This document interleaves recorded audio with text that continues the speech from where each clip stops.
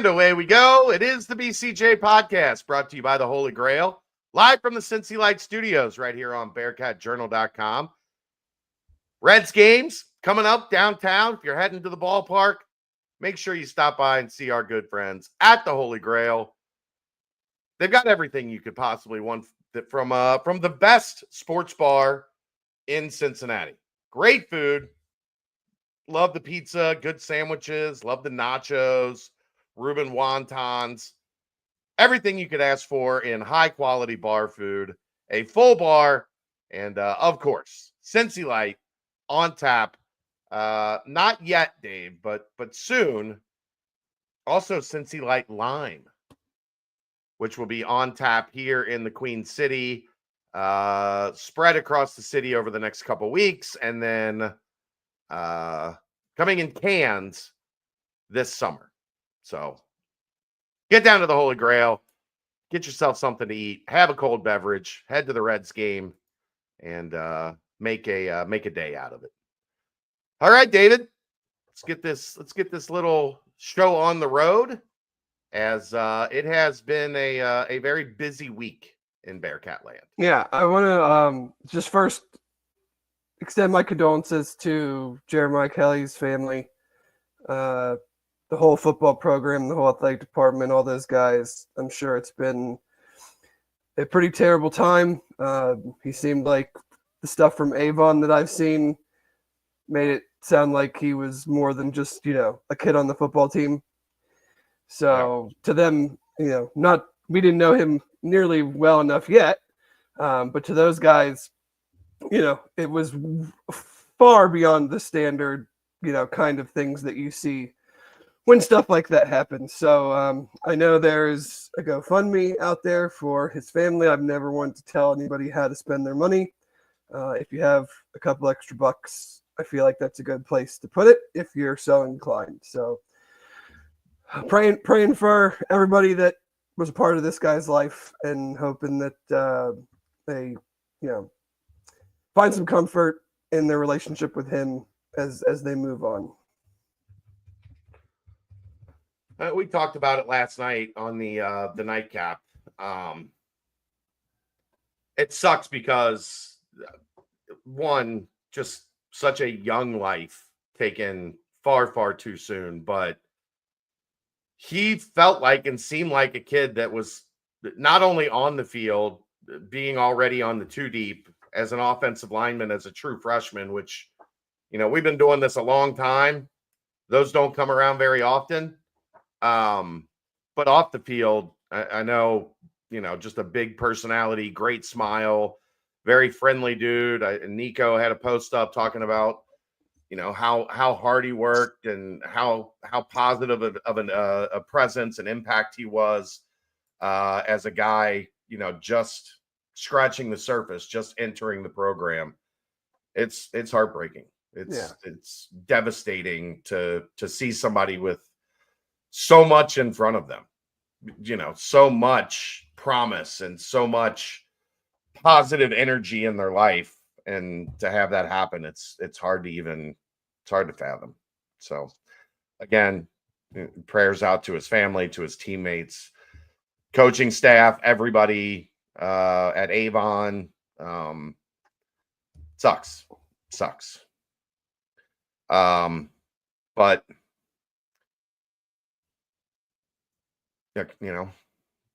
just got to figure out a way to fight through it and honor his memory. And I'm sure we'll see stickers or patches or something throughout this season to honor their fallen teammate. Oh yeah. Let's get to Bearcat business, as it has been a very busy week. Past 7 days since we were last on the airwaves here, Dave. We talked about some of this stuff on the BBP, but a lot of this stuff is big enough to warrant further discussion. Sure. So we will start with basketball, as they have added 2 more pieces now up to. So I think we can finally put to rest what's Day Thomas going to do. What's Tyler McKinley going to do? We put that to rest a while ago. Right. But now I think we're at the point now we can finally put that to rest, because if they had entered last night, Cincinnati would have processed it today. Day Thomas, Tyler McKinley, Halvin Zella, not entering the transfer portal. Those two join Jizzle James, and they joined Jizzle James, who had announced his return. So you got 4 guys back from a year ago. You add the 2 freshmen in Sean Abayev and Keyshawn Tillery, and then Kerr Creasa, Sincere Harris, Jalen Haynes, a.k.a. Big Slime, Mustafa Cham, and Jalen Celestine. So you're at what? 11 now. I can see right. one. I think that's right. Yeah. 5 transfers. 4 plus 2 is 6 returners, plus 5 is 11. Yeah. I could see at least 1, maybe 2 more being added. Either, wing forwards or power forward. I have talked a lot about, I think somebody that, can really hit the glass would be beneficial. I know in the program, this will make you happy, Dave. I think one of the things that Corey Evans brings that you saw from the philosophy of the Oklahoma City Thunder, you can never have enough shooting. You can never have enough offense. Maybe Corey will be the piece that makes you see the best basketball team in the country. Maybe. Like the Thunder, who are never going to lose again. Never again, huh? Never. They are kicking some ass and taking some names right now. But I could definitely see more shooting added to the roster as well. But just overall thought, Dave, now with 11, how this roster looks to you. I've said a lot of times, I'm being very, very cautiously optimistic. I've said a lot of times, I'm just going to have to see it in January, essentially. But the question is, what do I think of this roster? I am encouraged. There were things that you and I talked about all season that ranged from annoyance to frustration to maddening about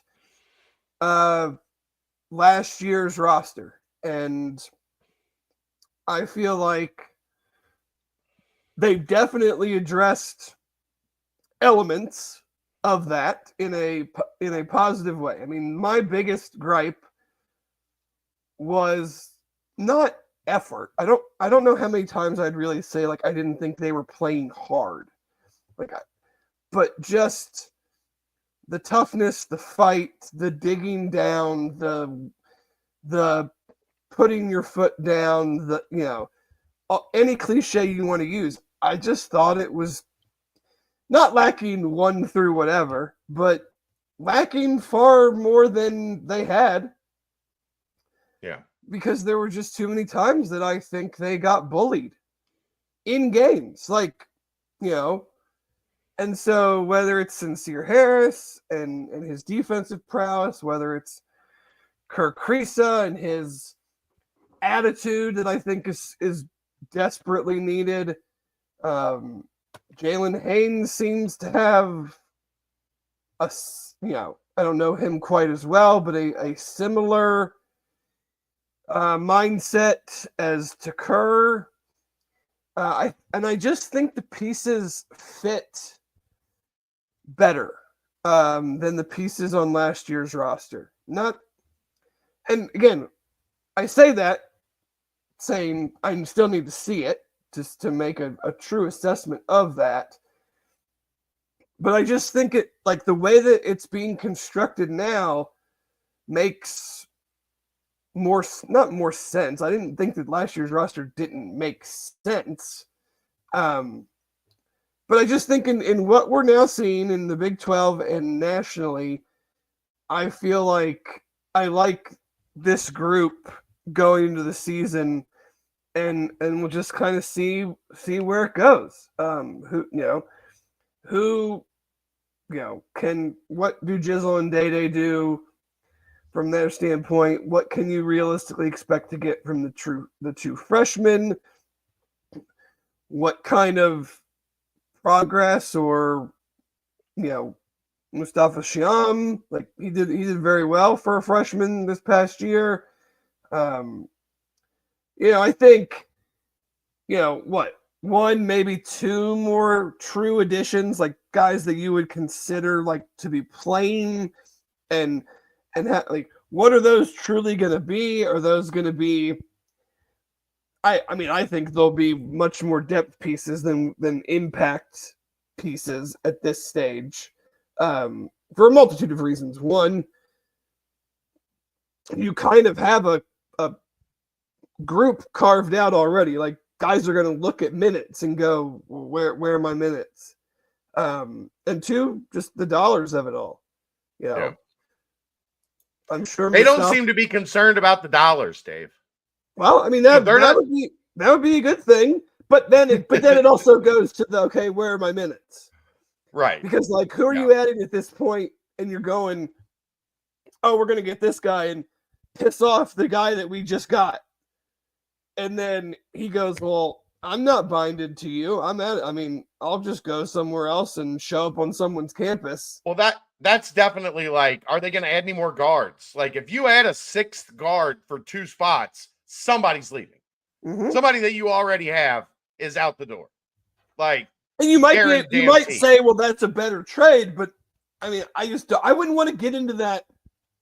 Yeah. I wouldn't want to get into that rhythm of being known as the coach that's like always looking to, better his roster at the expense of relationships and things that he's, built up, and just going, oh, well, it's kind of like I made plans with you for Saturday night. We're going to go drink beers and watch a baseball game or something. And then Aaron tells me he's got an extra ticket to a wrestling event. And I'm like, sorry, Chad, I got something better just came along like that. I don't think you want to be known as the staff that is doing that.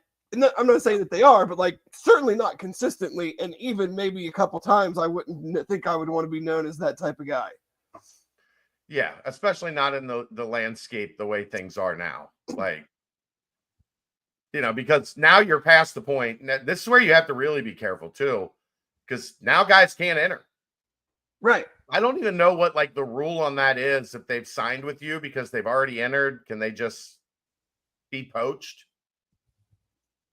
Like, I guess we'll find out. I don't know.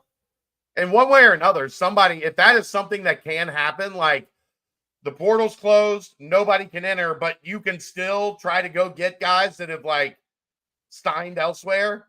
Yeah, I mean, like those guys are still available. Like, I feel like that would be a year sit out type thing because you didn't enter the portal. Yeah, no, but you did. I'm talking about the guys that entered the portal. I was thinking somewhere. Like a player on your no. Yeah, like just Jalen Haynes, throwing somebody out there. Yeah. Like if somebody decided like, oh, hey, they took a center, we're gonna give you $500,000 more than they gave you. He would theoretically still be available, I think, because he was in the portal. I don't know what, when they say, when the school releases, I mean, they signed grant and aid paperwork. What is that? But yeah, we don't know. Like, what is that actual binding you to? Is there nothing binding you, and we're just in an agreement that we're going to pay for you to go to school here, and you could theoretically decide. I mean, but I don't think that's ever happened. I don't think I've ever seen that. Now we've had guys that, especially in football, that entered the portal in the winter portal period. Oh yeah, went to the new school and then went into the portal this spring. But I don't think we've ever seen it where someone just was like, yeah, I don't want to go here anymore, and just showed up on someone's campus in the fall. But the point of this being like, okay, this is what I signed up for. Now the portal's closed, but you can still add guys. And Right. now they add a guy where I thought my minutes were going to come from. Sure. Can I get back in? I don't know the answer to that. That's a question for a compliance person or a coach or something, because it's nothing that I remember seeing, because I feel like if that happened, it'd be like a hot button thing on Twitter where everybody would be talking about, so-and-so decided to go to this school, but then they added this person and he said, well, I'm not going to go there anymore because now, they're practically recruiting over me. Yeah. I don't even know how we ended up there, but no, it's something that popped in my head of like. But no,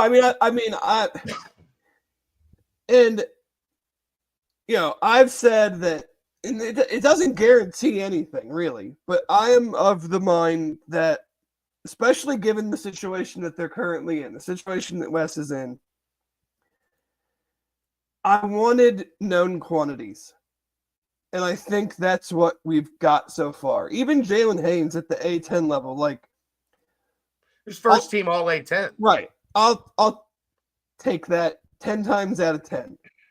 Maybe not as your, A guy, or you're like, he's the diamond of our entire group. But like, I just don't want to take chances on, they've got 5 guys. They're probably going to add a 6th, maybe a 7th.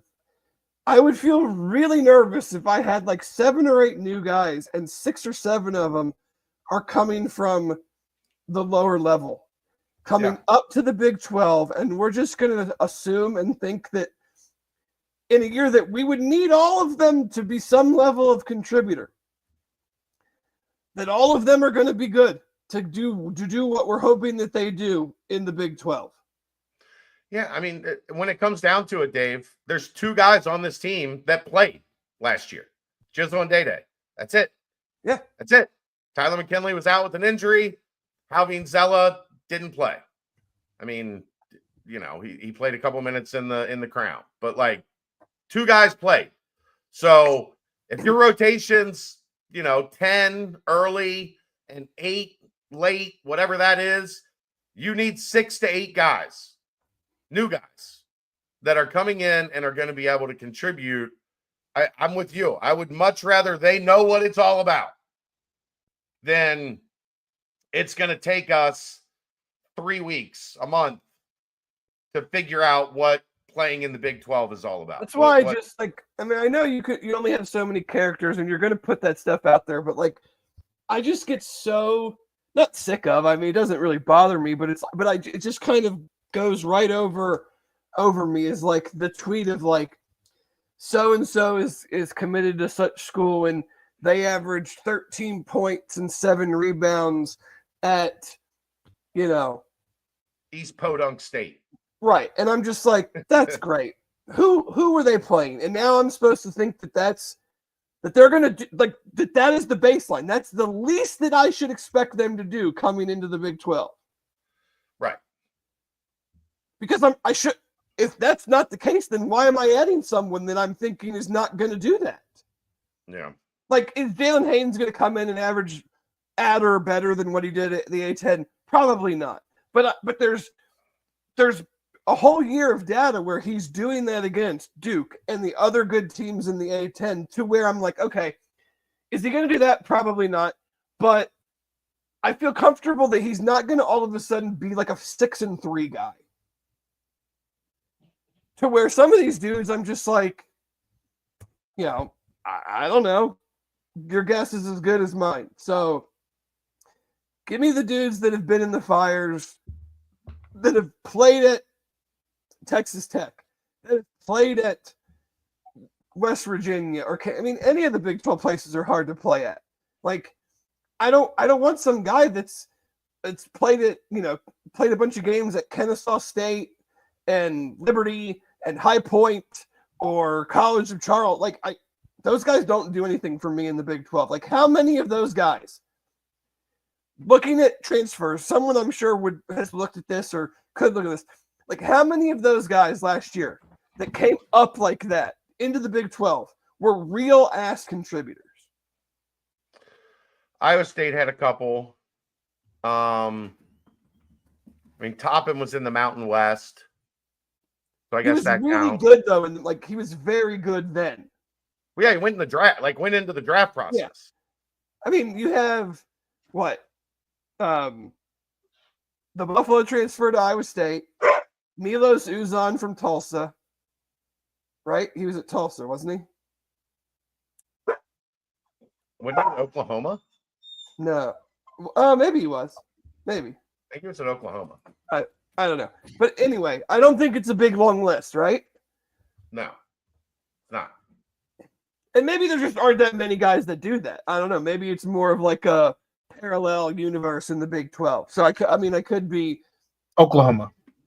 Yeah, I could be just Oklahoma. thinking that there's more than there are because you just see so many of them for other teams or other leagues or whatever. So maybe it's not as prevalent in the Big 12. But my point remains of like, give me those types of dudes that, Kerr's played at Kentucky. He was good enough to go to Kentucky. I'm fine. I'm more than happy to have him. He was good enough to go to Arizona.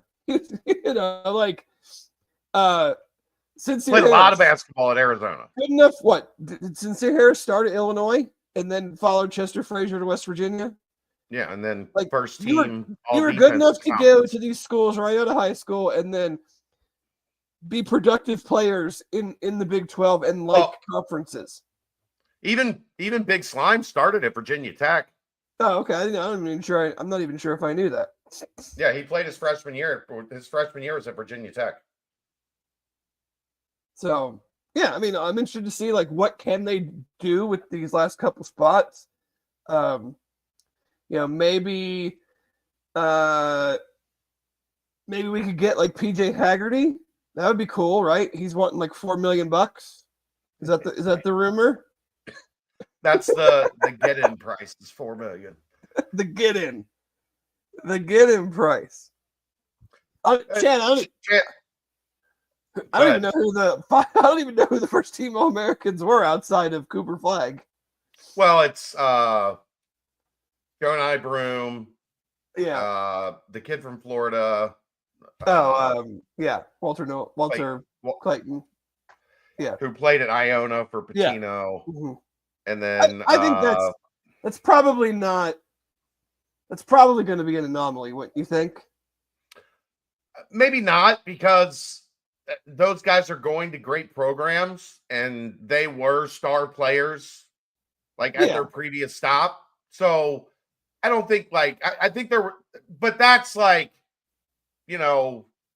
one team did this. So now that applies to that's not how it works. And Sears at Ohio. Oh, yeah. That's not how it works as you keep going down the list. There's going to be a couple guys that were great at that level that moved up, that have been there. Those guys were all at those places multiple years. Right. Well, Clayton was at Florida 2 years. I think he was 2, right? They all were at least 2. I mean, I know. So yeah, no, it's 2 years because it was when Patino left Iona, he got in the portal. Yeah. And then it was Florida and St. John's.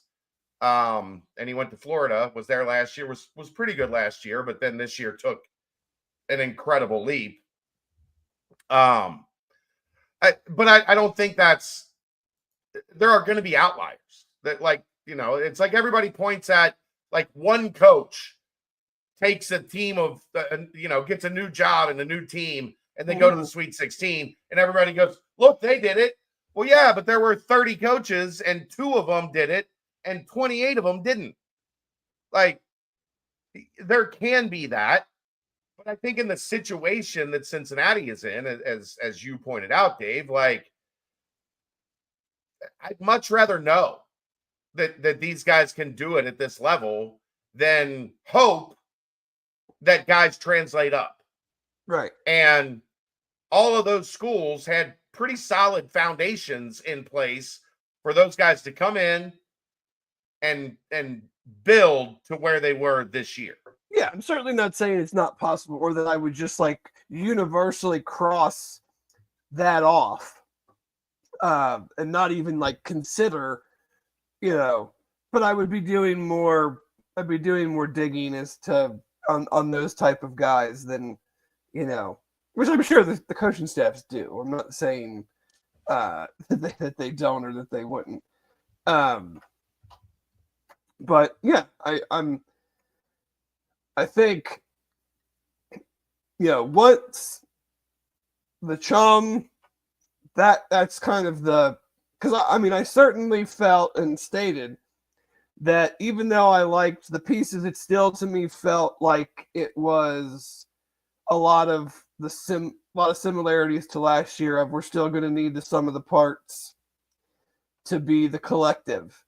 And I think with adding him, to me at least, that changes the dynamic a little bit, maybe more than a little bit, but in the sense of like, okay, that's a guy that, not that you necessarily build your whole attack around, but like, I can certainly get behind a top 7 or 8, and we'll get into lineups and things like that. But like him, Big Slime, Sincere Harris, and then some combination of guards. I mean, I think that can be a pretty formidable type of lineup with the way Harris guards, and if Day-Day's in there, the way he guards, the way Chum can patrol the paint. Slime's going to push people around it makes more sense to me than even though we didn't say that last year's roster was constructed poorly, I think this group, you can look at the guys individually and go, I know what you're getting. I have a good idea of what you're getting. Was Dylan Mitchell's last season at Texas comparable to the 2024 season? It was almost identical. Yeah, it's a lot, pretty much. And he was within 0.3 of a point of his average. I think 9.6 there, or 9.9 here. He averaged half a rebound more a game there than he did here this year, but he averaged more steals. Like, he was almost the identical player at Texas, at least on paper, at Texas, than he was here. His free throw shooting cratered here, but his 3-point shooting, he made 0 and made 10 or whatever it was here this year. So 1,000% more for 3-pointers. Yeah. I'm not sold that Celestine and his 7 a game are any better than someone from the MAC that say averages 14 or 15 per game. What I am sure about with Celestine is that he can shoot the shit out of it. Like, he's played 3 years of high major basketball at Cal and at Baylor, and he averages 38% from 3. I get what Chad is saying. I think it's, and I'm not saying that's the wrong way to look at it.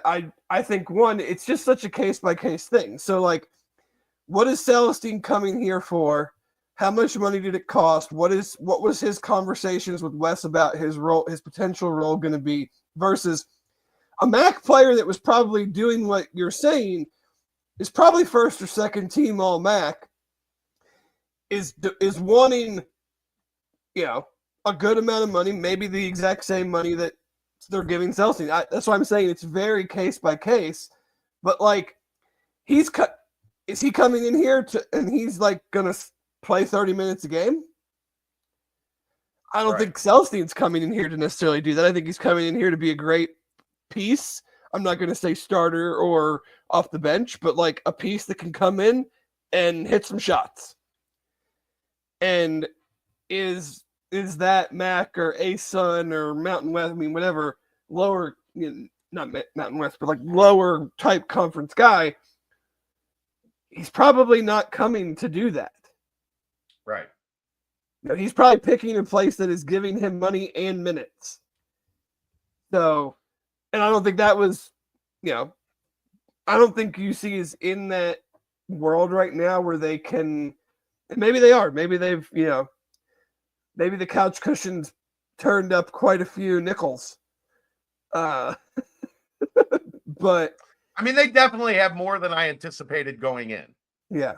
Like, if they had 6, which was kind of what I was hearing, like, during the season, they would not have the roster that they have right now. But I think probably not. I think there was some internal realization as they went through the Big 12 and saw what 4 got them compared to what 8 got a lot of other people. I know people got mad at me for that. And it wasn't me saying like UC shouldn't be better or that UC's not underperforming. It's me saying what you're competing against has a lot more resources than you. And when you see what it looks like on the floor, it's a lot different than talking about it on paper. Right. Watching Kansas pay 1.5 or whatever it was they paid for AJ Storr, who averaged like 17 points a game at Wisconsin. And he went to Kansas and he didn't play at the level that they thought they were going to get from him. And you know what they were able to do? They were able to sit his ass. Because they had bought other good players. Where if Cincinnati had spent last year $1.5 million on AJ Storr and AJ Storr wasn't playing well, what did everybody get mad about last year? Why is Dan still playing? If AJ Storr made double the money to come here and he wasn't playing well, you think he wouldn't have still been out on the floor for 25 nights a game, 25 minutes a night? Yeah. Come on now. So they clearly, there was an understanding in the athletic department of the only way we're going to find out if Wes can do this or not is if he also has the resources, at least in the same ballpark as what others have. I think they thought going into last year that they were in the same ballpark when the spending was happening. Like, as this was going on 1 year ago today, I think they thought we don't have the most money, but we're okay. And then you got to the end of the portal and it was like, shit, they spent 8 and they spent 8 and they spent 7 and they spent 9 and we spent 4. SpaghettiOs. It looks a little different. So clearly there was a much more aggressive internal approach to what there was, in the pocketbook to spend. Mm-hmm. We'll see what's left. I don't think there's a lot left, but I didn't think they were going to have 2+ for anybody. And all reports are that Mustafa Cham got 2+. Right. I got asked an interesting question a couple times today. I'm interested in your take. Uh-huh. Does Mustafa Cham answer the UC didn't have a top 100 player last year concern that we had going into the season? I think so. He's going to be a top 100 player. Yeah, I think so. Yeah, I can't imagine that based off of what he did as a freshman, projections, things of that nature, I would think he would be maybe in that 60 to 80 range. I think so. I think he could. If you look at NBA draft projections, yeah, but that's I know, but I'm just saying he is around 40 or so. Yeah. I could see 60-ish somewhere in there. I wouldn't be shocked if people had him right at the right around top 50. If he came in at 60, 65, I wouldn't be shocked. Yeah. But I think he'll comfortably be in the top 100. I would think so. I'm not I don't spend a ton of time on the rest of the additions and new guys coming into places to put a great opinion on it. But everybody around the country made it a huge deal when he entered the portal and then chose UC. You don't see that certainly not for every person that's not all 2,000 or whatever the number is of portal entrants. But yeah, I think if he continues progressing and builds off of last year, I think he's very likely a first, second, third team type Big 12 player, which should put you in the top 100 of the entire country. Did other teams up their budgets versus last year? Yeah, sure. Oh, yeah. Kentucky's got a supposed $20 million team that's going to lose in the Sweet 16 again. It'll be hilarious. But here's the thing, TSK, that I think we're getting at here is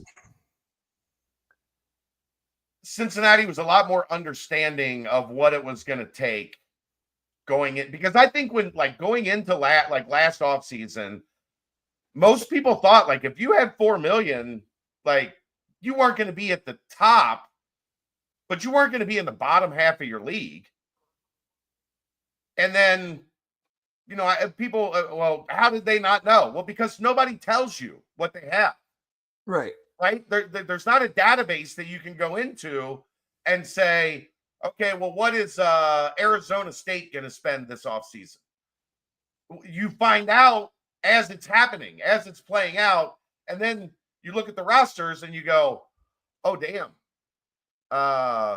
We thought we were going to be in pretty good shape, and we ended up in a much lower tax bracket than the top half of the Big 12. So I think they're probably going to be in and around the same spot, right around that middle line of the conference. But I don't think they're last year, they were legitimately they were at 4, and at the halfway point, those teams were spending 7, 8. So they were double the roster that Cincinnati had. Mm-hmm. I don't think you're going to see that this year. I think it's going to be much closer. So, I think they got taken a little bit by surprise at the level that the conference jumped to when they thought they were going to be okay with 4.5, somewhere in there. And then all of a sudden, everybody else spends 8, and you're down there with West Virginia and Utah and Colorado, and thinking, we're going to have to fix something this offseason. Yeah, I mean, you weren't gonna I think we're just being completely honest. You weren't going to put a tournament caliber team together with a similar budget as you had in 2024. No, just wasn't going to happen. They should have been. I guess technically it could happen. You'd be doing you'd have to be doing the thing that I just spent 10 minutes saying I didn't want you to do. Right. And then hoping that all of those guys do the same or better than they did at their previous stop. Yeah.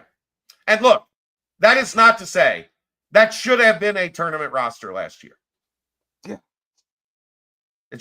It wasn't. But we don't need, we hashed and rehashed and 3-hashed that to death. So that's not to say that last year should not have been better. They should have. But going into this offseason, if you tried to run it back at 5 or 6 million, I mean, what are we saying if you take Cham and Creasa out of this group that we're talking about now? And you've got Day-Day Jizzle and Sincere Harris as your guards, and Jalen Haynes and Celestine to mix with Abayev and Tillery. And there would be 2 other pieces, but they would be a lower level. But they would be much. I'm saying, but where they're at right now, let's say that's $3 million that those 2 guys are getting. If you take $3 million out, and that you don't replace that because you took the $3 million away, you're probably not getting the guys that you got, right? Because then you had to buy 2 more guys with that money, right? You needed to spread the money out to more players, so even the guys you just mentioned, you might not have gotten, right? Because I need 8 guys or I need 7 guys. Well, I can't get those 2 guys because I need 7 guys. And now we're sitting here looking at it going, uh-oh. That ain't a top half of the Big 12 roster. So, this is another interesting question that I've seen a couple times here. Do we still lack that dog? to go win us a game if we trail late. And is Cham that guy? Well, generally that guy is a guard or a wing. So, it's very hard for a 7-2 guy to be that guy late in a close game. Did they go out and get one? No, I don't think they did. I don't consider Carissa that. I think you're still in a situation where you're probably going to be relying on Jizzle to take another step that he didn't take last year. And there's going to be a hope, at least, that with more offense around him, maybe that frees him up a little bit more, and he doesn't have to be dribble James as frequently, and the ball pops a little bit more, and it creates a little bit more space and opportunity. But I don't think they went out and got that 25 a night, 25 on any given night guy. So is that still going to be a question? Yeah, it's going to be a question. But I think the offensive pieces at this point look like they should fit a little bit better. Yeah. Go ahead. No, I agree. I mean, would I love to have one? Yes. But knowing that we're not BYU or Kentucky, like what is the trade-off? If you said, it's kind of like what we talked about. I mean, it's budgeting. It's okay. Go get Cham and then go get that guy. And then what is the rest of the roster? Like, I'm sure they could have given Cham, what are we talking about? Like 2+, and then given that guy 2+. Okay. Then what is the rest of the roster? And is that good enough then to withstand a season in the Big 12? Maybe it is. Maybe that's the way you are supposed to do it, is go get 2 absolute dudes and just hope that you can bubblegum and duct tape the rest of it together. Yeah. I wasn't opposed to that philosophy as we were. No, I think we talked about that. Yeah. But I think they overpaid for Carissa. Roughly about $1 million is somewhere in that ballpark of the understanding, the number that has been thrown around for him. You're talking about a guy that played 2 years at Arizona with great success, played a year at West Virginia where he was good, and then had a year at Kentucky where he got hurt. He is wherever he was going to go as a healthy starting point guard at this level, you were going to pay him around $1 million. So you either think it's a good thing that they got Kirk Carissa and he's going to help, or that he's not good enough to be a starter heavy rotation guy in the Big 12. Yeah. I mean, that's really the only, you went out and you got a guy that can really shoot and can really pass. And they couldn't pass last year for shit. And they didn't shoot it all that great either. So if you want to go get one guy that does multiple of the things that you were bad at, what did Corey Evans talk about when he was with us, Dave? Processing. And that means on offense, not catching it and standing there for 2 seconds while the loading screen catches up. Pass it, and if it's not there, as soon as you catch it, keep it moving and keep the defense moving. Because as soon as you catch it and stand still, the defense unscrambles, they get set again, and now you're starting back from square one on offense. They did not have enough guys that process the game fast enough. Carissa does that. So you either value that with the money that you spend, or you go get a guard that doesn't do those things well. You pay less for him, and then we're talking in January, why can't this offense get moving? Or why is Sincere Harris the only one that'll fight? Right. Quote unquote. Like, Yeah. I don't know, man. I've said it before. I was so turned off by some elements of last year that I'm like, I kind of don't care what they paid for dudes like Sincere and Kerr, because like I just want their attitude, and maybe having more guys like them will permeate through the entire roster and be an attitude adjustment, and this is how it's going to be done now. Right. And and that that's unquantifiable to wins and losses. We like to say that it matters, but like, how do you equate it to a number of wins? That's nearly impossible, if not impossible, to say like, oh, this dude's toughness and attitude is worth 3 wins. Oh, okay. Right. I don't know how you figure that out, but right. I can certainly say that sometimes it felt like the lack of those things were equatable to losses.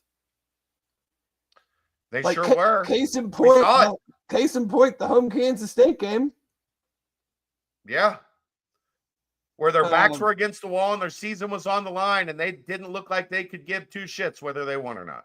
Yeah. So, I would say it was just to this point, we'll see. Again, I think both of us are kind of saying like any other additions, I don't think are going to be like headline grabbing.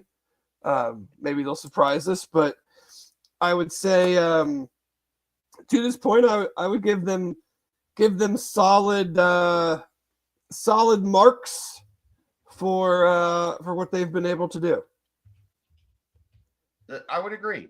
I mean, if I was giving a letter grade, I would probably say B plus. I think that's fair, and it's still, maybe they do hit a splash that they find a good value on, or they, maybe they surprise us with something. Maybe Corey's got something up his sleeve. Like you went and got a new GM. Now's the time when the new GM makes a splash, right, Dave? Yeah. Maybe he's got a splash left. Well, and I think now is the time that I would be more willing to maybe try to find gold on one of those other type players. Yeah. Now that I have 5 guys that I think can play in the Big 12 and be contributors in the Big 12 for a winning tournament level team. Maybe now it's like, I know this dude lit up a bunch of guys that are, literally never going to play basketball again, but let's roll the dice on this one. Yeah. And maybe, what if we get something significant or, solid out of him, great. If not, we've got our top line, so to speak. Yeah.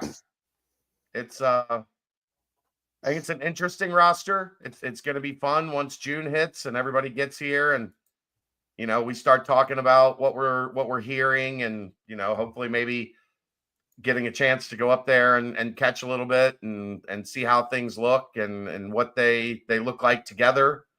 And it'll be interesting maybe here in 2-3 weeks to have Corey back on when the roster is complete, and get his thoughts on how this was built and where things are headed. Because you got a lot of Big 12 quality guys. Does that equate to a Big 12 quality team? No. But the first thing you need, Dave, is you got to have Big 12 quality guys. Yeah. That's where it starts. Yep. So, I'm at least optimistic from where things were when everybody went in the portal. And it looked like it was Jizzle and Day Day were going to return, And once Josh Reed, once that bucket tipped to where he wasn't going to be back, and we thought he was a guy that there was a good chance that he would be, it was like, okay, they're really going to basically turn this thing over. So, yeah, this last season ruined me. William, this is it's a tough conversation because we are on year 4 of the Wes Miller era. We're into year 5, and they have not made the tournament. That is indisputable. That is the stone cold fact of the situation. I think it's easy to forget when he got here, he was in a not great situation in terms of the roster. Year 2, they were okay, but there were still a lot of holes. I don't think either of those years would be considered a disappointment. They didn't finish under 500. They were NIT quality teams, I think is what we expected both of those years. Right. Year 3, first year in the Big 12, I think that was at expectations. I think that was the expectation that we kind of had for that team in the first year of the Big 12. Be competitive, but they're probably a year away. Last year was an absolute disappointment. An absolute disappointment. There's no other way to spin it than last year was a season that they finished well below expectations. Is 1 year, one bad year, all of a sudden, like that's, now that's who it is, who they are? Well, I can only speak for myself, but I feel like the reason I was so out on this team was they looked worse than last year. That's fair. They did. And the things that annoyed me a little bit last year were amplified this year. It was one thing to just not make the tournament. It was another thing, I think, to bring back the same guys and then look worse. Not blow. I mean, they were blown out probably equal number of times in Big 12 play. No, I think it was more. It was more this the margin of victory I know was much more, or the margin of defeat, I should say, was much more. So it's like I can understand why. You had legitimate expectations. You brought back not just expectations from doofuses like me and you, expectations put on them by people who claim to know college basketball. And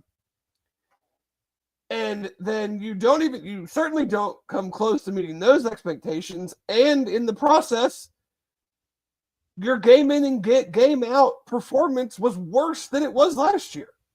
Yeah. Even though the records are, very, very similar, you can't put those, if you watched all the games, and you'd go, which one of these seasons happened first?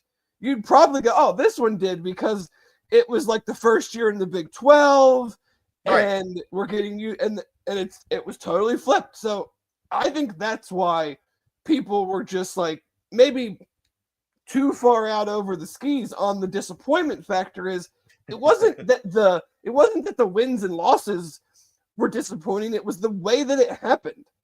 Yeah, that's fair. But this notion that that the entire tenure has been a complete disaster, I don't think it's fair. It was a disappointing year. It's not fair because no one had any expectation of really being that good in year 1 and 2. Right.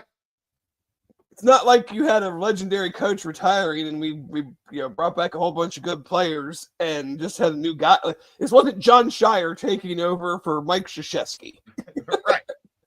So that's I get why everybody is skeptical, and you rightfully should be skeptical. But at the same time, I tweeted it on Selection Sunday. Regardless of the circumstances, it's still something like 1,300 and something days since they've played an NCAA tournament game, March 2019. And we can say that the circumstances are not excuses, they're reasons. But the bottom line is the team hasn't played a fucking tournament game since 2019. Yeah. Paul, I think if you go back and look in the games that they played well, there were times that this offense looked good, where the ball moved, where they did continue to make the defense scramble. But when they played better defenses, I think there wasn't a lot of confidence. There wasn't a lot of like belief in just actual offensive skills. I think Carissa helps that exponentially. I think having a guy like Celestine gives you a proven spot-up shooter, a guy that teams actually have to tag and worry if they leave him open, he's going to knock down the shot.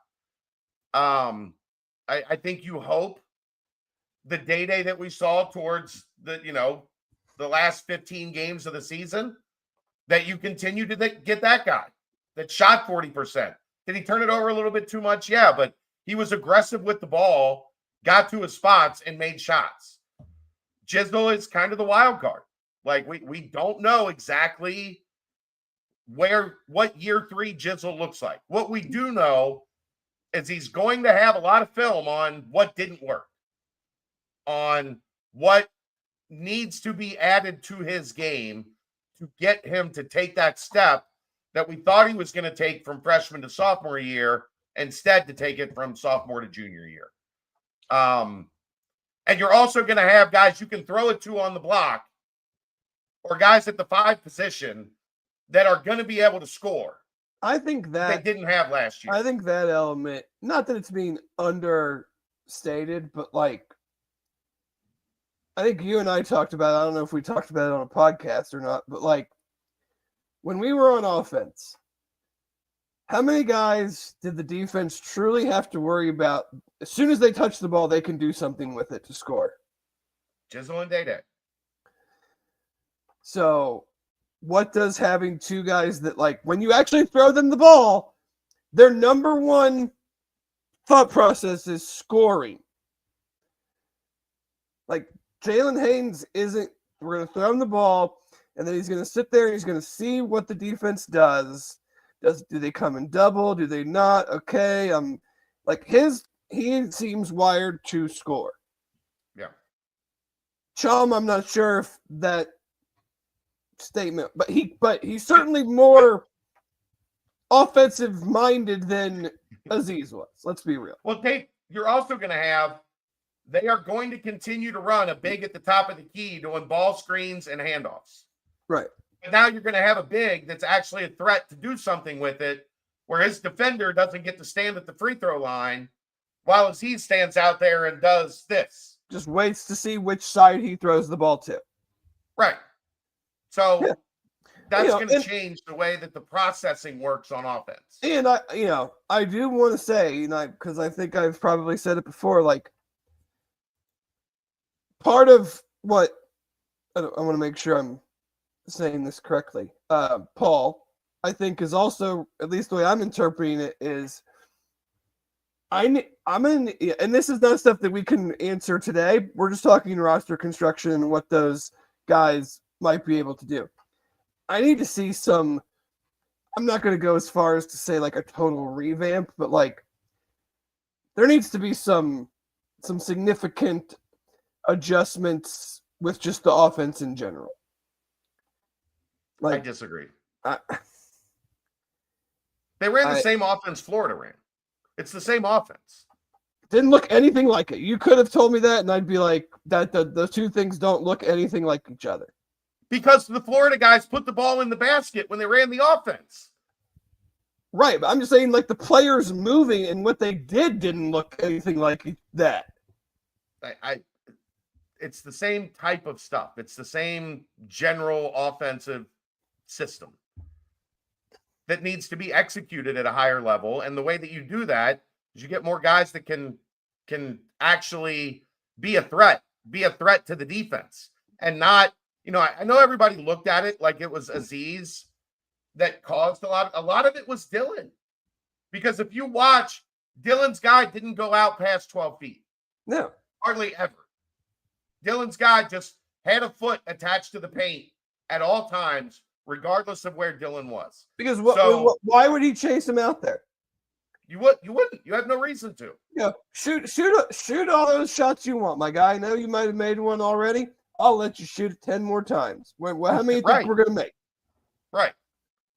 So I think that's a lot of it. Like, what you run is kind of insignificant if you don't have guys that part I agree with you, but then we had no adjustments that could be made off of that, or were we just stuck in this is what we run the roster.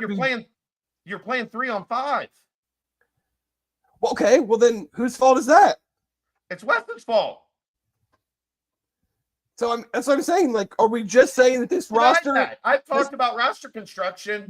And the fact that I think they have to be married though. Like, we can't just say it's 100%. We got to get better players, and that what they ran would have totally worked if they had better players. But we weren't able to figure out a way to score more than 40 freaking points for about a 3-week span, and it's just because of Aziz and Dylan, or it's just because of the players. Like, I can't buy into that wholeheartedly, because you as a staff and a coach, like, you have to fit what you're given, what you have. And if what you have and what you're using isn't working, it can't just be, well, then I guess we're just scoring 45 today. That doesn't work for me. But what was the solution with two guys that really? I'm not saying I know. I am not a basketball X's and O's person. I'm also not. No, I'm just saying, like, you had to play with the way the roster was constructed. We all agree roster construction was a major issue last year. With the way the roster was constructed, you had to play Dylan and Aziz a lot. Right. You didn't have anybody at the 5 really that could force Aziz out. And you didn't have anybody at the 4 that could force Dylan out off the floor. So those two guys are going to play 28 to 30 minutes, and neither of them could score in a whorehouse. So the other 3 guys are trying to score 3-on-5. Right. No, I know it's not. And I don't want to rehash the things that we've talked about all the time. My point was just like, I would like to see some, not even acknowledgement. You don't have to come out publicly and say, we're doing this differently but like, it's hard for me to buy that all of a sudden this group is going to totally change that without some level of tweaking. Maybe it's running more sets. I'm not saying you got to like go from running the spread to the 2 tight ends. Sure. as an analogy, but excuse me. But like what we talked about, if the big man at the top of the key with the ball is now all of a sudden a threat to score, those guys that are hugging up on the ball handlers and the guy that's standing there at 15 feet in case a mistake is made to correct the error, like, that guy has to come up and guard a little bit closer. The guys guarding the wings have to back off a little bit. Like, some of that stuff changes. The other thing that we'll find out, Dave, how much different do the offense look when you can actually throw it to somebody on the block? Right. Or throw it to somebody at 15 feet and they can go do something with that. That to me is a bigger deal than like when the big comes out to the top and needs to actually be guarded. Like, because how many times is that, like, that's a special player at the college level that he then makes a play with the ball and converts or even. But what I'm saying is, it's not that guy is going to do something. No, it's that it. I know what you're saying. The guy that's standing there at 15 feet playing center field now has to be at 19 feet, and there's more space to operate behind that. Yeah. No, what I'm saying is I think a post player that can actually play with their back to the basket is probably more beneficial than anything that this team didn't have last year. Correct, because if that and these two guys look like they can, especially Slime looks like he can pass it quite a bit. I'm not, I haven't paid enough attention to Chom catching it in the post with his back to the basket and his ability to skip it or hit a relocation on the wing, stuff like that. So we'll see. Paul, we've given you 15 minutes of an answer. If you're still not okay with it, asking the same question with different words isn't going to change anything. Same question 3 times with different words. I can't help you anymore. I think the post helps that. It does. And the guy setting the screen actually, like if you're playing ball screen, the guy setting the screen is actually a threat to roll or short roll or pop and hit a 3-pointer or be a threat to hit a 3-pointer. Yeah, because like changes the way the defensive coverage works. It's tough to dribble and collapse the defense when the defender is standing there waiting for you. The screen defender is just sagging it where you want to go because they're not worried about the player that they're guarding. You're right. Is the coach coming here too? Might have missed that on the board. I think the expectation is that Mamadou Njai will be on staff next year. Is that confirmed? Is he hired? No, or else UC would have announced it. But I think that's what everybody seems to believe is part of this process of getting Mustafa Chiam, is that Mamadou Njai will be on the bench as an assistant coach as well. We'll see if that comes to fruition. Got any more basketball? No. Okay. You got me to talk about it for an hour. I would pat yourself on the back for that one. I mean, look, there's not going to be a whole lot else that happens. Basketball, right? Wise, right? Right. So, I mean, we gotta do what we gotta do. Let's timestamp that basketball segment. It was brought to you by Turtles Brew, 6% ABV, 0 sugar, 0 carbs, gluten-free. It's a bourbon-infused sweet tea. They have great flavors. They have lemonade tea, strawberry mint, cherry lime, raspberry peach, orange vanilla. There's more than 50 locations in and around Greater Cincinnati, and there's more than 100 locations throughout the state of Ohio. If you're looking for a place to get Turtles Brew nearest you, all you have to do is go to turtlesbrew.com for information and locations. Don't forget, portion of the proceeds go to save the sea turtles. AAU time is around the corner. AAU time is so it's so weird now because it used to be April, the coaches were out. Then May, there was still a bunch of stuff that went on. And then they took June off and everybody went back to their high schools and then back out in July. Now, there's very little that goes on in April. And that's because the coaches didn't want to be on the road in April because they've got the portal.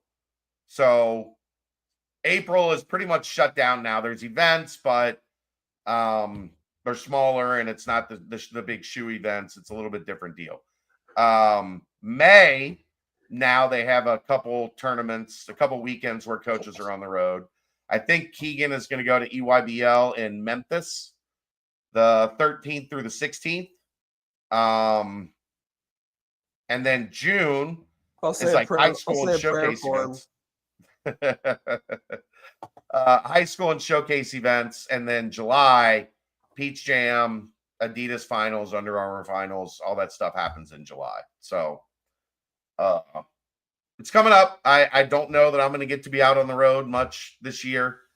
One, because there's really like Memphis is the closest major AAU tournament this year, Dave.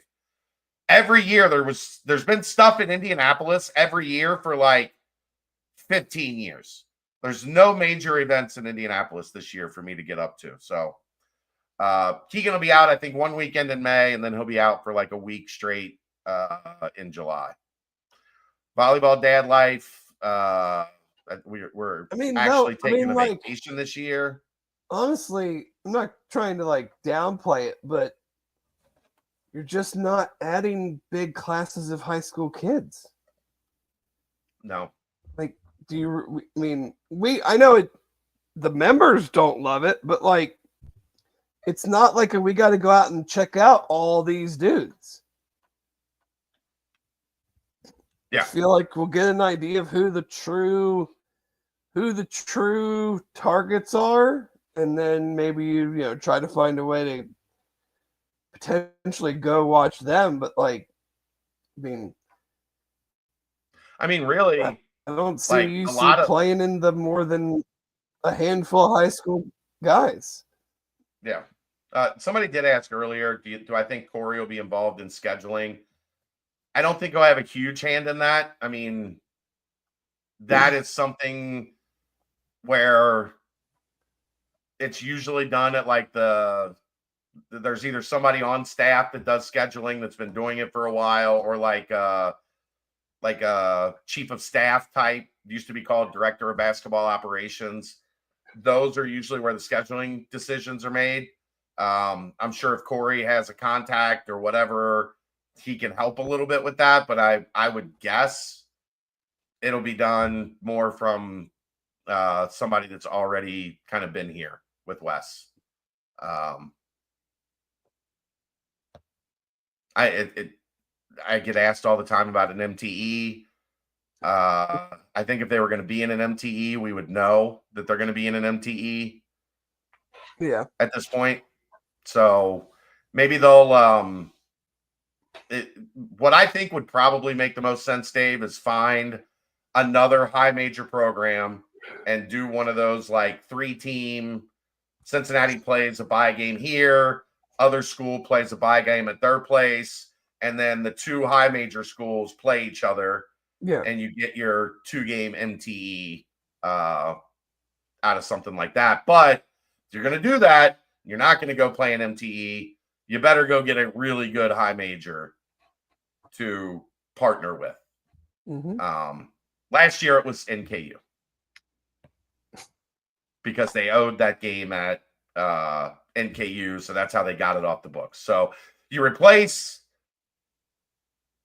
NKU and you put in a Big Ten or ACC or somebody team that moves the needle. Yeah, Duke.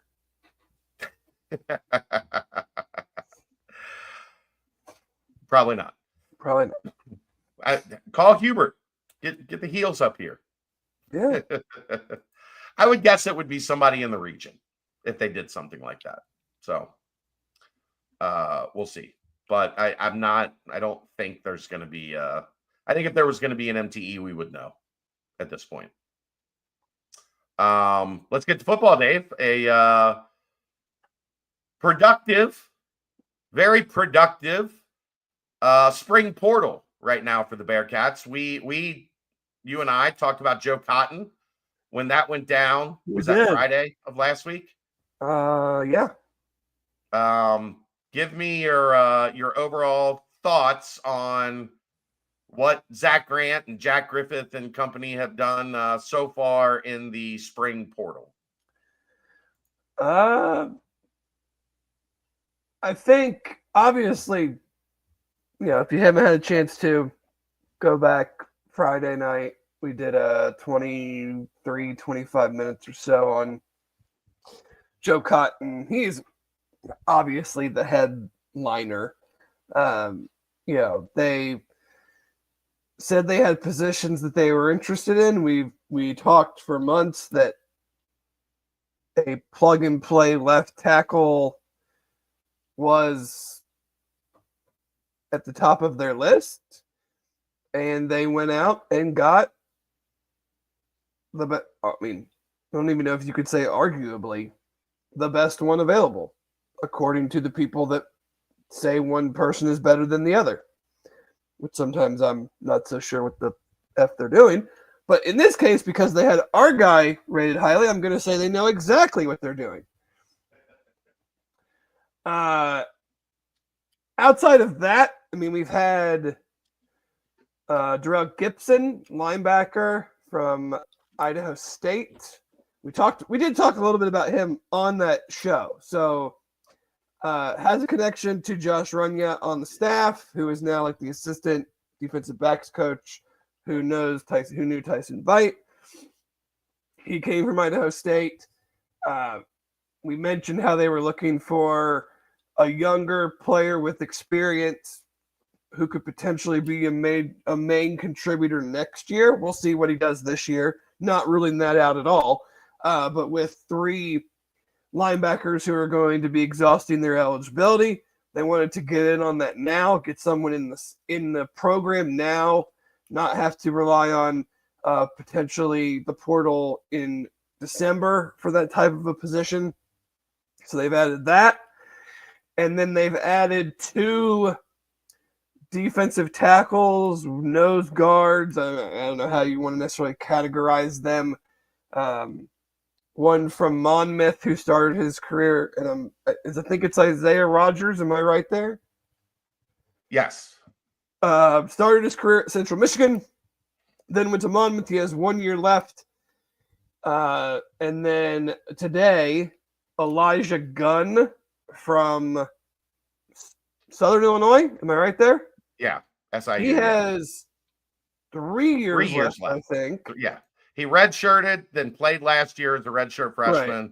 So 3 years remaining. Yeah, I mean, and I think this is where some fans, I think our fans are good at this, but some fans just look at like how, like, well, this guy just played at Southern Illinois and he was a freshman. Like, how is this helping us?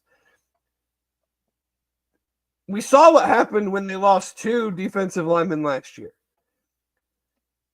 You're never going to tell me that you have enough defensive and offensive linemen.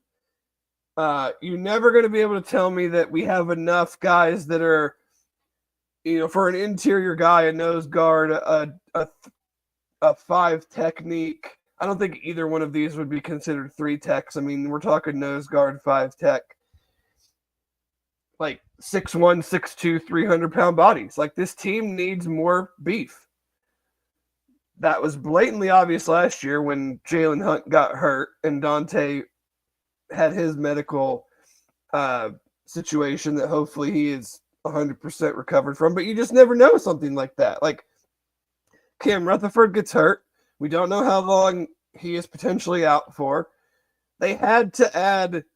I wouldn't count on seeing him this year. Well, that's what I'm saying. Like, I don't know. And so you have to add some guys that can back up Dante and Jalen Hunt and give you 10 to 15 to 20 productive snaps a game where when we put them in, it's not a free run to the end zone right up the middle. Now, it still might be, but like, who the hell was playing those positions otherwise? Right. So I don't look at in the portal, like at this stage in the spring portal, I'm not really looking at production or where you're coming from. Like, can you offer competent depth? Right. They got their big dog.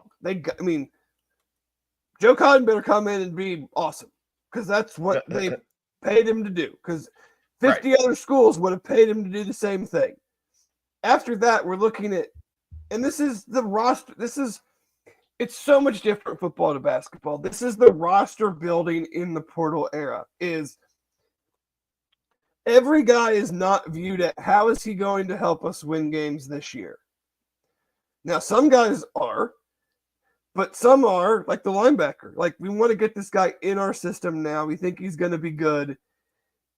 It's better for us to do this. I have no idea what they're paying these guys, but I imagine Joe Cotton ate into a lot of what their portal budget was for the spring. So who can we get at this point with the money that we have left that we feel can be a contributing player on this team? Right. That can give us 15 snaps a game. And then again, there was a receiver, Isaiah Johnson. Did I get that right? Western Carolina. Yeah. Again, another guy with 3 years left. Obviously, Tony Johnson leaves. We felt that they would make some sort of depth addition. As a freshman, 21 catches, a little over 300 yards, 5 touchdowns, had over 1,000 yards in his senior year. I mean, I think of 24/7. He's from Texas. or no, he's from Florida. Sorry, I got that wrong. But I think I read he had over 1,000 yards his senior year of high school. So again, another just a piece. I'm not going to say this guy's going to catch one ball this year. I have no freaking idea. But a guy with experience, a guy with years left, a guy that looks like he has the body type and the speed to, potentially be someone that gets on the field. Is it a 1-for-1 replacement for Tony Johnson? Probably not. But Cyrus Allen is the 1-for-1 replacement, and what you hope. Cyrus Allen is why Tony Johnson's not here anymore. Right. So you're hoping that he's the one replacing the production of Tony Johnson, not this portal edition. But I've watched some of these guys play. I'm not going to pretend like I know how good the competition that Monmouth or Southern Illinois or Western Carolina was playing, but right. I think they've done what they've needed to do in the sense of just roster building and knowing that this wasn't going to be like a splashy spring portal. We said that, we said that they were going after the tackle and that whatever else they could get, was going to be depth pieces, because that's still important. I mean, we saw they got worn down at the end of the year. They couldn't, the things that the defense did good. These are all, a wide receiver and a tackle, and then 3 guys on defense. We needed the tackle. You need a depth piece at wide receiver. You need some more beef. Yeah, that's and the defensive tackle thing. You needed probably a 1 year ready to come in and be Dante's backup guy, and you probably needed a guy that had 3 years that you could project a little bit down the road. And guess what? You can't get that in one guy. So you get that in 2 guys, and that's fine, because sometimes you're going to have to go that route of, we need these boxes checked, and sometimes you're going to have to go take 2 guys to get them, because you don't have the money to go get 1 guy to do it. 1, and 2, even if you had the money, what frontline defensive tackle is going to come here with Dante Corleone here? Right. They're not. Well, and plus I think in general in the spring,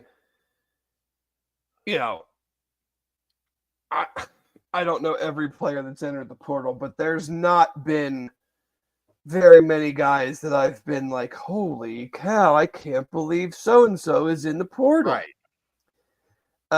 So, that usually happens in the winter period.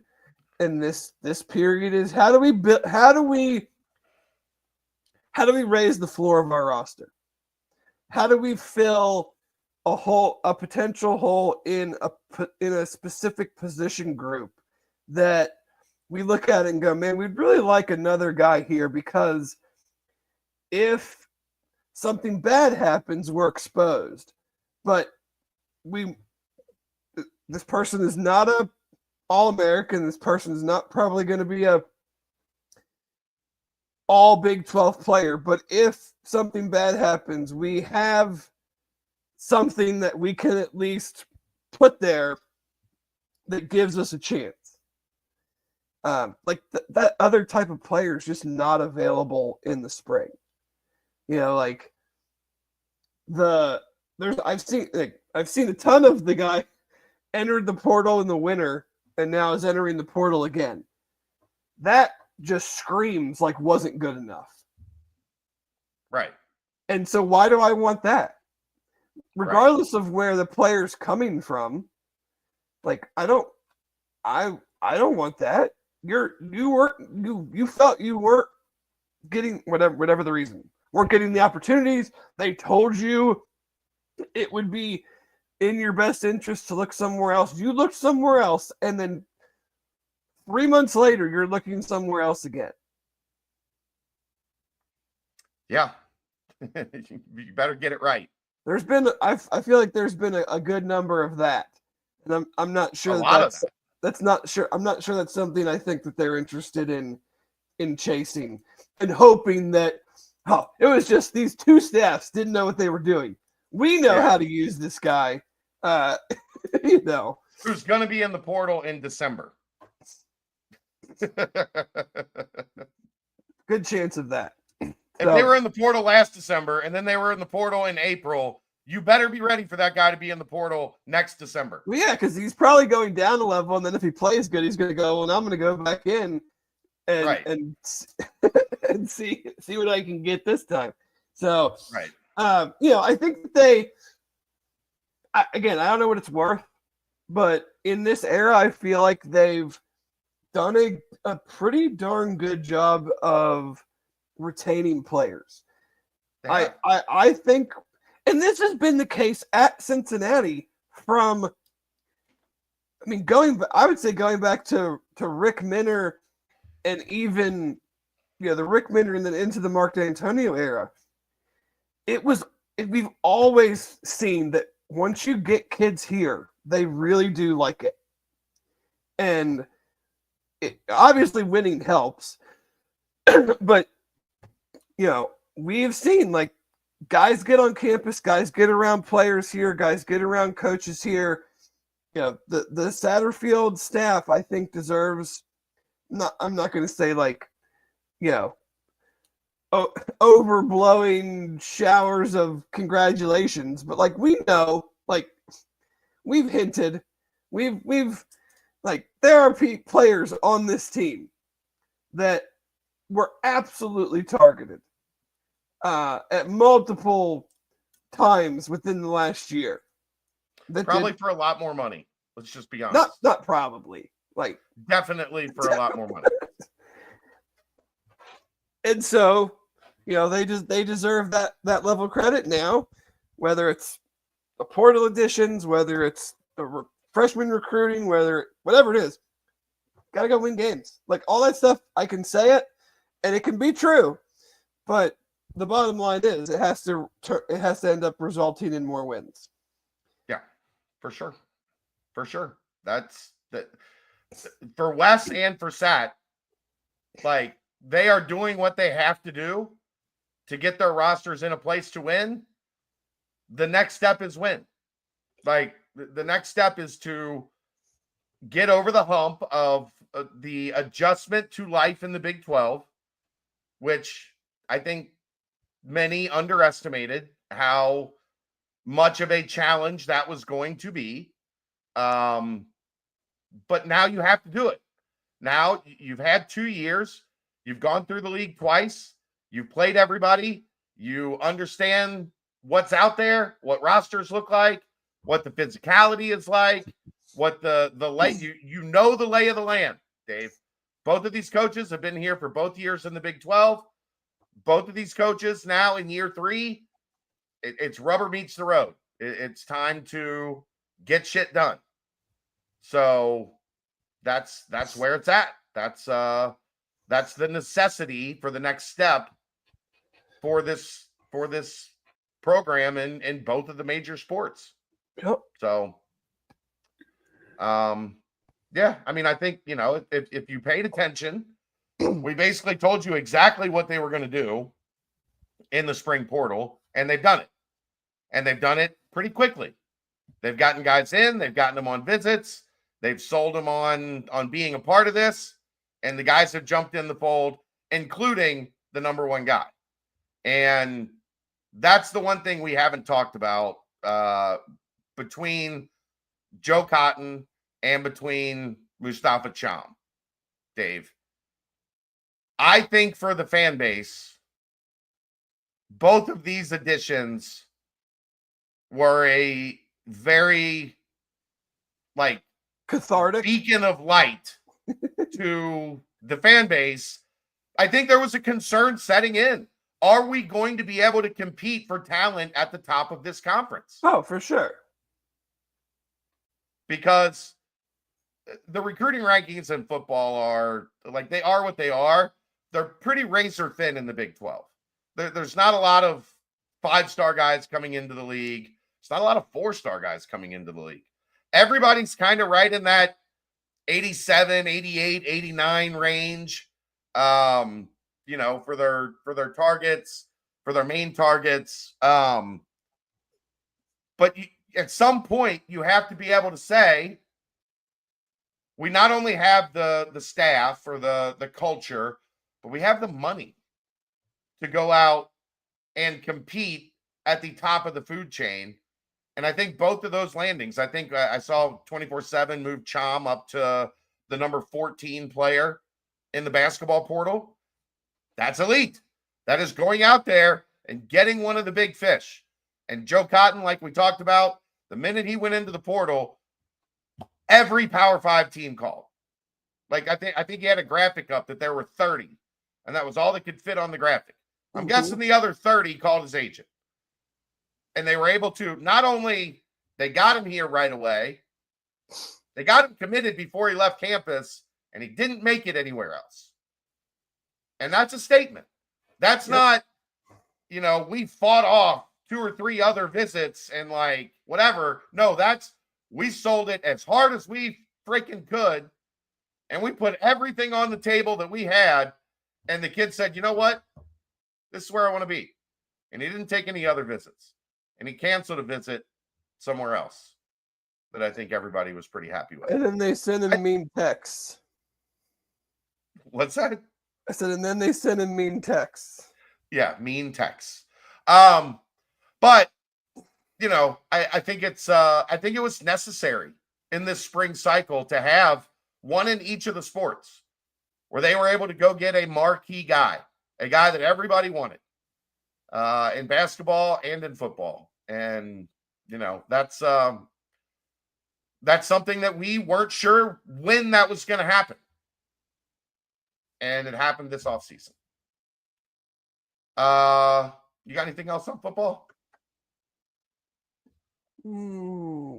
Not this type of football. I don't know if we want to talk any Bearcats draft or draft in general, but I was going to get to that next. Yeah, we not go ahead, portal related. I think they're probably still looking to add a couple pieces here and there. I think you mentioned potential positions on the board, but again, would be similar to the moves that they've made outside of Joe Cott. Yeah, I mean, I think we've had a pretty good understanding of what the 2 deep is. So, I mean, if these guys make their way into it, great. I did put the offense 2 deep up this afternoon. Can't wait to read it. I don't have a whole lot of time to write anymore, man. Like, especially the plan was to write early this week, and then I died, and then I came back to life, and then I found out that I was still dead, and that I needed proof of life from an agency that doesn't send out proof of life. So I'm still in limbo, Dave. I'm still in the in between. Well, who can we send this podcast to prove that you are a living, breathing human being? I guess the IRS. I don't know. They needed a letter from Social Security, and Social Security said, we don't send letters for that. Like, no. So, I'm still kind of in limbo. It's been a lot of time on the phone with government agencies this week, Dave. Does that mean you don't have to pay taxes if you're not living?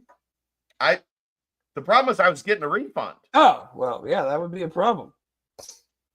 If I wasn't getting a refund, I would be like, cool, man, I'm dead. Like, I died 5 years ago. I'm out. Give me that money. Give me that money back. Right, but no, I got money coming back to me, so I'd kind of being alive is that they won't send it to you if you're dead. Yeah. So I'm dealing with the city of Cincinnati on tax issues myself. So yeah, it's not fun. It is fun, Dave. Drinking Turtles Brew. Turtles Brew is fun. It's 6% ABV, 0 sugar, 0 carbs, gluten-free. It's a bourbon-infused sweet tea cherry lime, raspberry peach, orange vanilla, lemonade tea, strawberry mint. They're all great. There's more than 50 locations in greater Cincinnati, over 100 around Ohio. Go to turtlesbrew.com for more information and details to get the Turtles Brew nearest you. Draft. 4 guys, it feels like, are possible to hear their name over the next 3 days. Luke Kandra, John Williams, and Corey Kiner, along with potentially D'Artagnan Tinsley. What are your thoughts, David? Luke Kandra is getting drafted. I mean, that's pretty clear from everything that I observe. And offensive line, is, because I don't know every scheme, everything that every NFL team does. It's very hard for me to put a round idea out there, because it's like there could be 10 teams that run a type of system that they don't feel he's a fit for at all. So they're not going to draft him. I would say, if I was putting $1 out there as a bet, I would say 4th, 5th round would be my guess. I've seen him, in the range of the 150th ranked player on some different rankings that go that deep. Very similar to John Williams. I think he's got a shot to get drafted. The offensive, he is a tackle. I don't see him being one of these. I don't see him as a move inside to guard type dude. And I think Mike Renner, actually, who used to be with PFF, I saw his top 50 or top 150 today. I think he had John Williams inside his top 100. So he's definitely higher on him than most. I would say he's probably in the 6th, even maybe seems a little ambitious. So maybe the 6th, 7th round, definitely, undrafted free agent. Corey Kiner, the running back thing this year is so interesting, because for years and years and years, everyone's talked about don't draft running backs. You can find a guy in the 5th round, a la Chase Brown for the Bengals, and you don't need to spend a premium pick on a running back. I know, because I've heard him say it 17 times on different podcasts I've listened to. Dane Brugler from The Athletic has 32 running backs with draftable grades. Well, every team is not going to draft a running back. And unless you're a team with 10 or 11 picks, I find it hard to, and just a terrible running back room, I doubt any team is going to draft 2 of them. And if they do, one team, maybe 2 will. So I feel like that hurts Corey. Because I was listening to something today. They were talking about Cam Scatteraboo in the 5th round, 4th or 5th round. Also ran a 4.65, which is pretty terrible. Yeah. And is an older player and has a ton of usage. So I can see that. A lot of those. Right. Corey's not as old. But he has a lot of he has not a lot. He doesn't have nearly as much usage as Cam Scatteraboo does. But he ran in the upper 4.5s, which that's not a surprise. Todd Brooks is in that 4th, 5th round. Todd Brooks he's got a ton of So yeah, the kid at UCF. RJ Harvey, I think RJ Harvey's going to be in the 3rd round. I think there's a lot of teams that like him. But my point being, if these are names that are getting thrown around in the day 3 window, it does look great for Corey. There's so many quality backs, and it's why do I? So like I said, if one guy's got 32 draftable grades, we know each team is not taking a running back. So I want him to get drafted. I hope he gets drafted. I think he's a draftable type player. It's just hard for me to say that it's like 100% going to happen because the position is flooded and teams just, I mean, I'm sure there's teams that like him, but they're probably just going like, do we really have to use a draft pick on him? Do we like him that much? Can we get him as an undrafted free agent type stuff? Right. Yeah. Tinsley, I think he's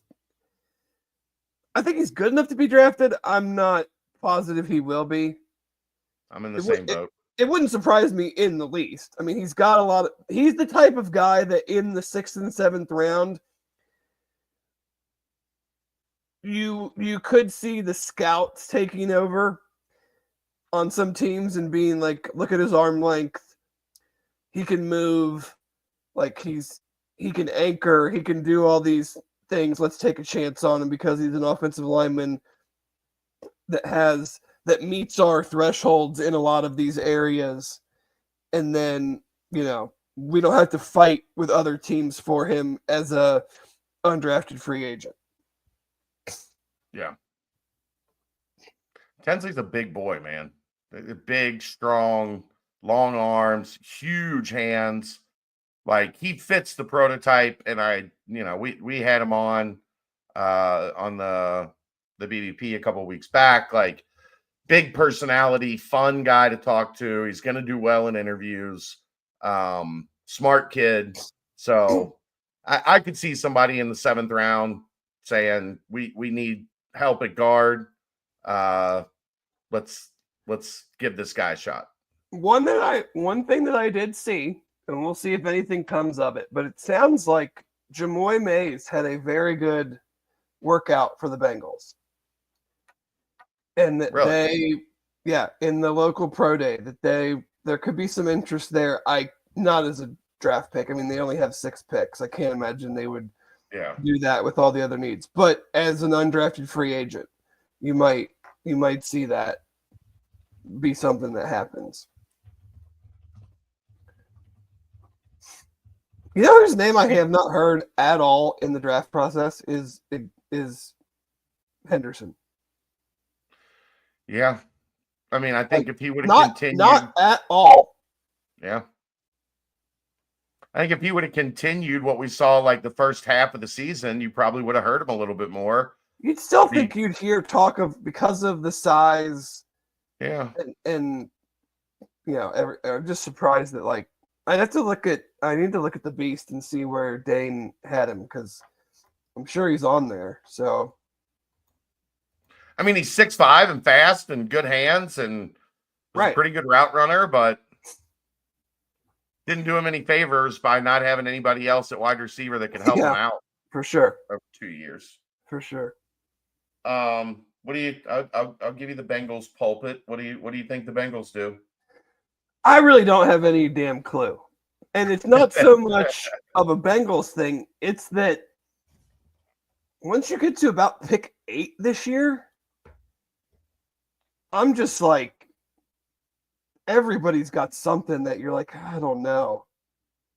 This is not like Not that I'm thrilled they're picking 17th. Obviously I'd rather be picking further down in the round or up much higher. But like there's a no man's land of like from like 10 to 15 that at least at 17 you might get some fallers. We have a little bit higher. But I am personally here's my take, and I think people are starting. Maybe some people. I know Mo Egger feels this way because I've talked to him about it, and he's talked about it on the radio. And I talked to Dan about it at the spring showcase. Dan Horde, you just invested in the last 2 years. You've invested $500 million in 3 offensive players, and since Joe Burrow's been drafted, everyone that likes the Bengals, covers the Bengals, talks about how great Joe Burrow has been with a trash offensive line more times than not. Why not see how good Joe Burrow can be with a good offensive line? I know the defense was not good last year. I know they need a pass rushing defensive tackle and could use more athleticism and whatever at the edge. And you need a safety to challenge Geno Stone and a linebacker to hopefully make them do something with Jermaine Pratt. I'm all in on offensive line. Like, because where do you get good offensive linemen? You don't get them in free agency. And you don't really get them in the later rounds. Like, if you want premier good offensive linemen, they are drafted in the first round. Yeah. And you're an offensive team. Like, you just are. You've put, like I just said, $500 million in 3 players. Lean into it. Don't just say we don't care if we can stop anybody. Like, that's not what I'm saying. Draft offensive line and then use the other 5 picks for defense. If that's the philosophy there. But again, there's a lot of this guy played tackle, but maybe he fits better at guard. So, like, are you then drafting that guy and then you're projecting him to a position that he's never played before? So that's why I said, like, the 17th pick, there's just not landmines, but there's just questions everywhere. I like Derek Nolan. I just combined 2 people's names. Derek Harmon, the defensive lineman from Oregon. I like him. He had defensive tackle. He had the most pressures in the country from a defensive tackle position. But now apparently he has some sort of shoulder medical red flag that jumped up. Walter Nolan, the defensive tackle from Ole Miss. I've been hearing all this scuttlebutt over the last 24 hours or so that he might go top 10. And then Daniel Jeremiah drops his last mock draft tonight, and he's not even in the first round. So it's like one of the guys that people look to have like legitimate information and whatnot doesn't have the guy in the first round, but a bunch of other people are saying that they've heard he might go top 10. So that's just like to my point of like, I really don't know. Yeah. I mean, I have players that I like and don't like. Like, as a Tennessee guy, I wouldn't touch James Pierce in the first round. I'm not sure I would mess with Mike Green from Marshall either. He seems to be very popular with Bengal fans. I understand the on-field stuff. I'm not messing with that. Not whether it's 100% false or not, I'm not taking that chance with the first round pick. So an offensive lineman, I really like the Josh Simmons guy from Ohio State. I feel like if he didn't get hurt, he's probably the best offensive lineman in the draft. Do you have some forward thinking of this guy? We see what he can be. He seems to be doing. I mean, he essentially ran some level of a workout at Ohio State's pro day, and there's talk that he could be ready for training camp. Do you take a guy there saying this guy had no business being here if he didn't get hurt and his medicals all look good? And we just maybe stole our next left tackle for 10 years or something. Right. But I don't know. I mean, I tried that in the past and it hasn't worked out great. Not even close to the same type of player. Like if we're talking about like Cedric Ogbuehi, not even close. I mean, high first round grade, just had some injury concerns. Yeah, I mean, but that's the thing. Like all these guys, I don't think there's anybody that they can pick that you can't look at and go, yeah, I like this, but this really, like, I'm having a hard time getting over this thing. Yeah. And that's just this draft class. It's a draft class that's better. not better, but like second, third, fourth round, I think is where the meat of this class is. It's just there's like last year, Mims, like when he was there, to me that was one of the easiest picks you could ever make. And I don't see like if this guy's there, it's so obvious we have to do it. Yeah. So it could make for a very, very interesting night tomorrow night, because I think a lot of teams want to trade down, but who's willing to give something up for these guys? Well, I heard him talking about that today on one of the shows, that like there's not going to be a lot of trading down, because if the strength of this draft is in the second and third and fourth rounds, why would teams want to give up? Right, you're going to give up those picks to move up in the first round for a guy aren't all that enamored with. That a lot of teams now I do think that changes when it's the opposite of that, though, is that because it's like this, is our teams so singularly focused on specific players, and they're like, we have like this guy is up here for us, and the next group is here. We kind of don't care what we have to give up. We have to go get that guy for us. Because we have he might go next. He might fall to us in the second round, but he also might go next. Right. We can't take that chance because the gap between this one player and our next group, like we don't like that gap. We don't like this next group anywhere near as much as we like that one guy. So is there trading up because teams feel like they have to go get very specific players? And it could result in tomorrow night a lot of what the hell, where did that guy come from? Right. Oh, I think we're getting that. It's like this guy was the draft world didn't have this guy going 11. We had him going 27, but like that's, there's definitely going to be a lot of eye of the beholder. Like this guy goes 12, he was 39 on our board. Type of things. Yeah. So we'll see. I mean, everybody says they want more picks. It's a matter of how do you go about getting them? Yeah.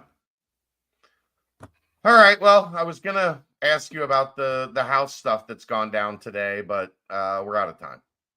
I appreciate that, because I read one tweet about it, and it sounds like a judge is telling them to go figure it out, because I'm not approving what you guys are trying to do.